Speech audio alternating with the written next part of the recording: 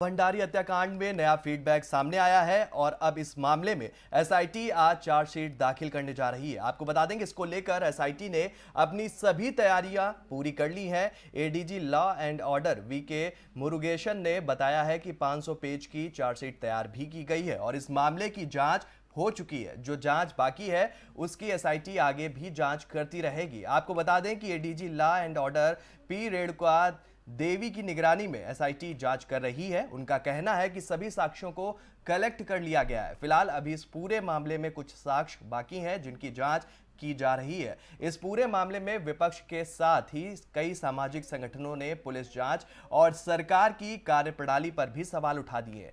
हालांकि आरोपियों की त्वरित गिरफ्तारी कर उन्हें जेल भेज दिया गया था। विपक्ष के साथ ही पीड़िता के परिजन भी इस पूरे मामले की सीबीआई से जांच कराने की लगातार मांग कर रहे हैं।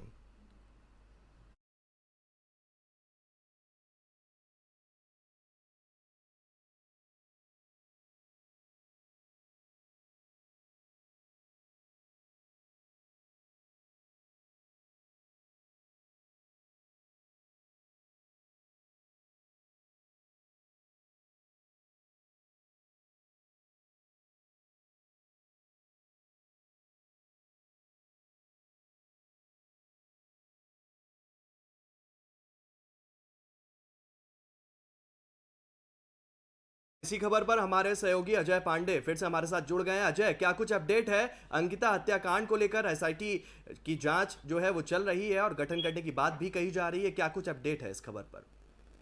देखिए, जब ये मामला सामने आया था उसके बाद से ही पुलिस ने त्वरित कार्रवाई की और जो आरोपित थे तीनों उनको गिरफ्तार भी किया गया।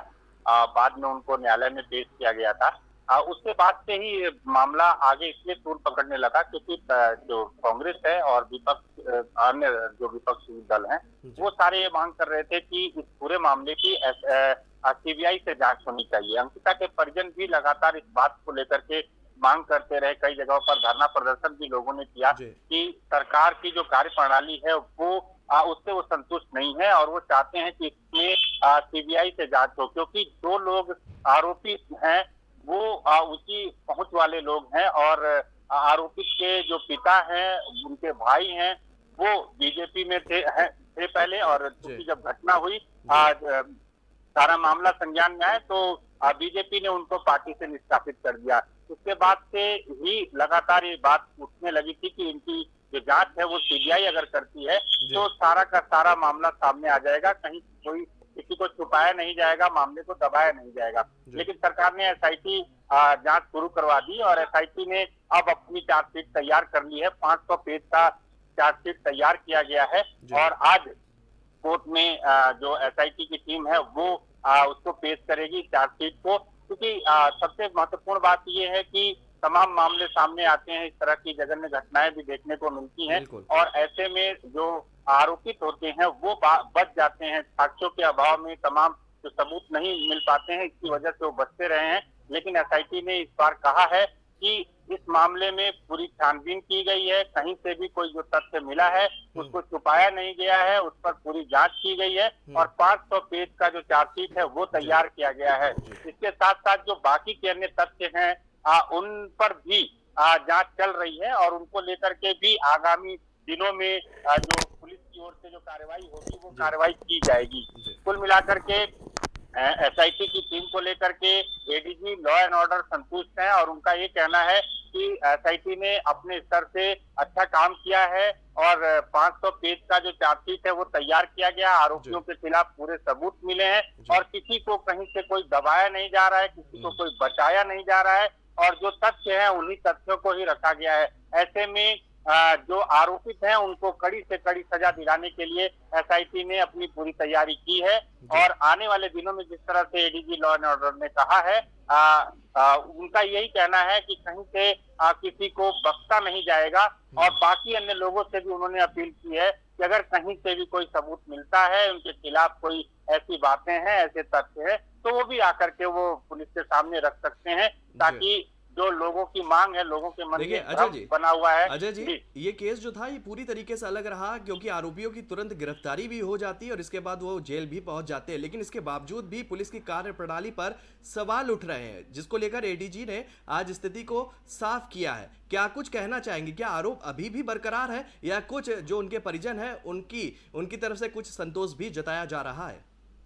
देखिए, जो अंकिता भंडारी के परिजन हैं, वो शुरू से इस बात को लेकर के मांग करते रहे हैं कि कहीं उनकी बेटी को जो न्याय मिलना है, इंसाफ मिलना है, उसमें कमी न रह जाए और जो आरोपित हैं वो बच न जाए, क्योंकि उनकी पहुंच, ऊंची पहुंच के लोग हैं, सत्ताधारी दल से वो संबंधित रहे हैं। लेकिन सरकार का ये कहना है, बीजेपी का भी यही कहना है कि कहीं से किसी को छोड़ा नहीं जा रहा है, बख्शा नहीं जा रहा है, और जो लोग भी इस तरह के जघन्य काम करते हैं उनका पार्टी में कोई जगह नहीं है, उनके लिए कोई अस्तित्व नहीं रहेगा उनका, और ऐसे में इसी वजह से उनको पार्टी से निष्कासित कर दिया गया, निकाल दिया गया। लेकिन तमाम ऐसी बातें देखने को जरूर मिलती हैं, जैसे कि जिस वीआईपी को लेकर के चर्चा अभी तक चली आ रही है कि वीआईपी भी उस होटल में आने वाले थे, तो आखिर वो वीआईपी हैं कौन? इस बात को लेकर के कांग्रेस की ओर से भी लगातार सवाल उठाए जाते रहे हैं कि उनका नाम उजागर करना चाहिए। हालांकि पुलिस की टीम ने अपने स्तर से काम किया है और एडीजी लॉ एंड ऑर्डर का जो स्पष्टीकरण है, अपनी सफाई दे रहे हैं। उनका यही कहना है कि जो वीआईपी का जो मामला था वो वीआईपी सूट की बात थी, यानी कि वहाँ होटल में जो सुविधाएं मिलनी चाहिए थी वो सुविधाएं, वीआईपी सुविधाएं उनको वहाँ पर दिया जाता है। किसी व्यक्तिगत तौर पर किसी वीआईपी का जिक्र करना, जहाँ तक चलिए मुरुगेशन का कहना है एडीजी लॉ एंड ऑर्डर का कि उसमें बिल्कुल तमाम जानकारी देने के लिए आपका बहुत बहुत धन्यवाद। तो कह सकते हैं कि इस पूरे मामले में विपक्ष के साथ ही कई सामाजिक संगठनों ने पुलिस जांच और सरकारी कार्यप्रणाली पर सवाल उठाए और इसको लेकर एडीजी लॉ एंड ऑर्डर ने आज बैठक भी की, समीक्षा बैठक भी की। उन्होंने पल पल की अपडेट, क्या कुछ अभी हुआ है इस केस में, उसको लेकर सभी को जानकारी भी दी है और उन्होंने कहा है कि किसी भी आरोपी को बख्शा नहीं जाएगा।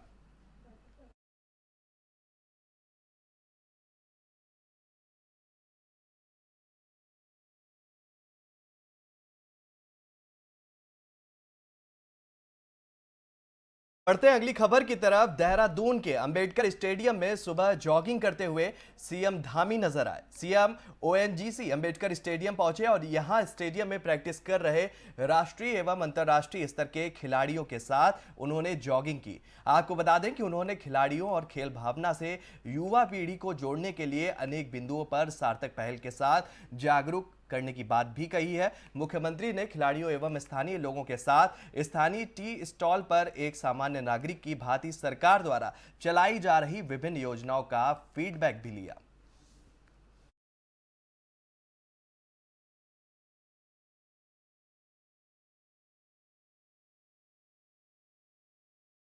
विकासनगर विधानसभा के ग्राम रुद्रपुर आसपास के क्षेत्रों में पिछले कई महीनों से पानी की किल्लत से परेशान सैकड़ों ग्रामीणों ने आज रुद्रपुर चौक मुख्य मार्ग पर जाम लगाया व साथ ही पानी की मांग को लेकर जमकर नारेबाजी करते हुए जल संस्थान व विधायक मुर्दाबाद के नारे भी लगाए। हाल ही में क्षेत्र में करोड़ों रुपए की जल योजना के चल रहे कार्य में जल संस्थान, जल निगम व ठेकेदार की साठगांठ कर घटिया निर्माण कार्य, करोड़ों रुपए के सरकारी धन की बंदरबाट का आरोप भी लगाते हुए सड़क जाम कर घंटों प्रदर्शन किया गया।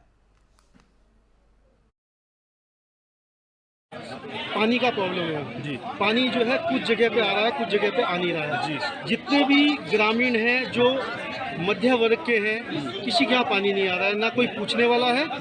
राजनीति इस गांव में बहुत ज़्यादा है और जिनके यहाँ पानी आ रहा है वो सिर्फ उन्हीं आदमियों के आया है जो खास आदमी है। जो गरीब आदमी हैं, जो नीचे लो कास्ट के हैं, उनको ना पूछा जा रहा है ना पानी आ रहा है। ये बताया जा रहा है समस्या कितने टाइम से है? ये समस्या कम से कम 6-7 महीने से है। फिर इसका समाधान करने के लिए यहाँ पे नई लाइन बिछाई गई है। हमारे रुद्रपुर में 10 दिन से पानी नहीं आ रहा है, प्रशासन हमारी सुनता नहीं है। नहीं, अभी आप नारे लगा रहे थे कि आधे गांव में पानी है, आधे में नहीं है, क्या कारण है? हाँ जी, आधे रुद्रपुर में पानी रहता है और आधे रुद्रपुर में पानी नहीं रहता। अगर पानी की प्रॉब्लम है या इसकी मोटर की प्रॉब्लम है तो रुद्रपुर में आधे में भी पानी नहीं होना चाहिए। पानी है तो सब जगह हो, नहीं तो कहीं नहीं होगा। नहीं, बताए सुनने में ये भी आ रहा है कि टैंकर से पानी पहुँचाया जा रहा है, लेकिन अपने चहितों के पानी गंदा पहुँचाया गया है। मेरे पास सैंपल रखा है। पानी का प्रॉब्लम है। पाकिस्तान पानी के जो है विदेश कुछ मंत्री जगह पे आ रहा है, कुछ जगह पे बिलावल आ नहीं भुट्टो के रहा है। बयान पर सियासत गर्मा गई है और इसी के चलते पूरे देश में नाराजगी भी है, जिसके चलते देहरादून में बीजेपी ने विशाल आक्रोश रैली निकाली। ये रैली बीजेपी प्रदेश अध्यक्ष महेंद्र भट्ट के नेतृत्व में निकाली गई और इस रैली के जरिए बीजेपी महानगर कार्यालय से घंटाघर तक कूच किया गया।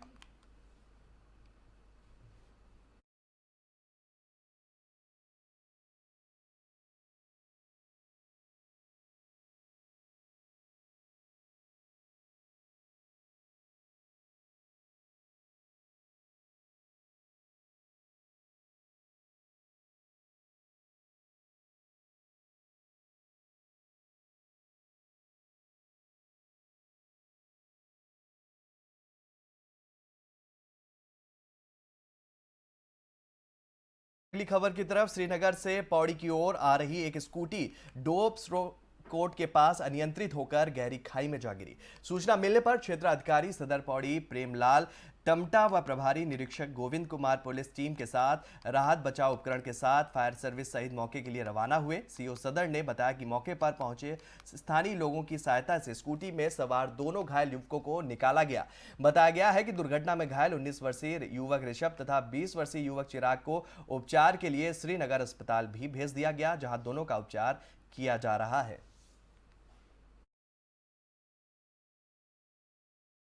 आज दिनांक 16/12/2022 को समय लगभग 7:30 बजे किसी कॉलर द्वारा 112 पर सूचना दी गई कि श्रीनगर वाली रोड पे डोब सिरकोट के पास एक वाहन दुर्घटनाग्रस्त हो गया है और अंधेरे में कुछ पता नहीं लग पा रहा है, जिस पर हमारी पुलिस फोर्स तुरंत जो है रेस्क्यू का सामान लेकर मौके पर पहुंचे और वहां पर ग्रामीणों की सहायता से 2 लड़के जो श्रीनगर से आ रहे थे स्कूटी से, ये नीचे गिरे हुए थे, उनको जो है उठाकर ऊपर रोड पर लाए और इनको। तो फिलहाल इस बुलेटिन में मेरे साथ इतना ही। देश और दुनिया से जुड़ी हुई तमाम खबरों को देखने के लिए आप बने रहिए FM न्यूज के साथ। नमस्कार।